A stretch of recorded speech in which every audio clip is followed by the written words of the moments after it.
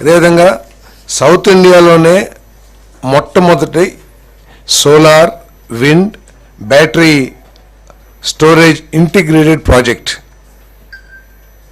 మెసెస్ clean renewable energy hybrid 3 private limited సంస్థ ద్వారా నంద్యాల మరియు వైఎస్ఆర్ జిల్లాల్లో 119 మెగావాట్లు విండ్ ఎనర్జీ, 130 మెగావాట్లు సోలార్ హైబ్రిడ్తో పాటు బ్యాటరీ ఇంధన స్టోరేజ్ వ్యవస్థను కేటాయించేందుకు చేసిన ప్రతిపాదనను మంత్రిమండలి ఆమోదం తెలిపింది. సౌత్ ఇండియాలో ఎక్కడ కూడా ఇప్పటి వరకు అంటే విండ్ లేదా సోలార్ సపరేట్ దేనికి దానికి ఉన్నాయి, కానీ 3 కలిపి ఇంటిగ్రేటెడ్ ప్రాజెక్టు సౌత్ ఇండియాలోనే మొట్టమొదటిదని చెప్పేసి ఈరోజు ఏదైతే ఆమోదం తెలిపిందో మొట్టమొదటిదని చెప్పేసి మనం చేస్తాను నేను.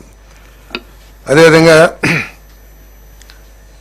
కాకినాడలో మెసెస్ జాస్ కాకెరెల్ గ్రీన్ కో హైడ్రోజన్ సొల్యూషన్స్ ప్రైవేట్ లిమిటెడ్ సంస్థ కాకినాడలో ఏర్పాటు చేసి తద్వారా 2 గిగావాట్ ఎలక్ట్రోలైజర్ తయారీ సౌకర్యాన్ని కల్పించేందుకు ఇంధన శాఖ చేసిన ప్రతిపాదన మంత్రిమండలి ఆమోదం తెలిపిందని చెప్పేసి మనం చేస్తాను.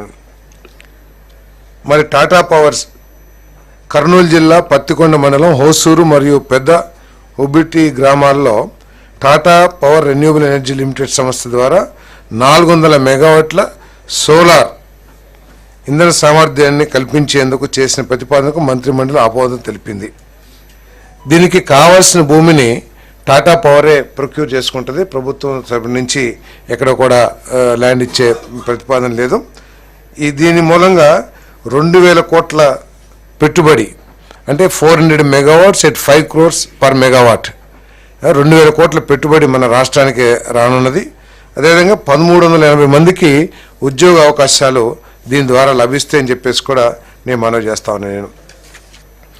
అదేవిధంగా దేశంలో ఎక్కడా లేని విధంగా అనేక రాష్ట్రాలు ప్రయత్నం చేసినా కూడా రిలయన్స్ ఇండస్ట్రీస్ మన రాష్ట్రంలోనే పెట్టుబడి పెట్టడానికి ఇది కంప్రెస్డ్ బయోగ్యాస్ యూనిట్స్ని దాదాపు 500 యూనిట్లు మన రాష్ట్రంలో స్థాపించడానికి ముందుకొచ్చిందని చెప్పేసి తెలియటానికి సంతోషిస్తామని చెప్పేసి కూడా మనం చేస్తాం.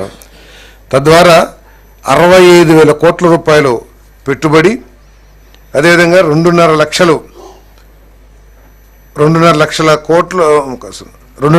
మందికి ఉద్యోగ అవకాశాలు కూడా లభిస్తాయని చెప్పేసి మనం చేస్తా ఉన్నాను.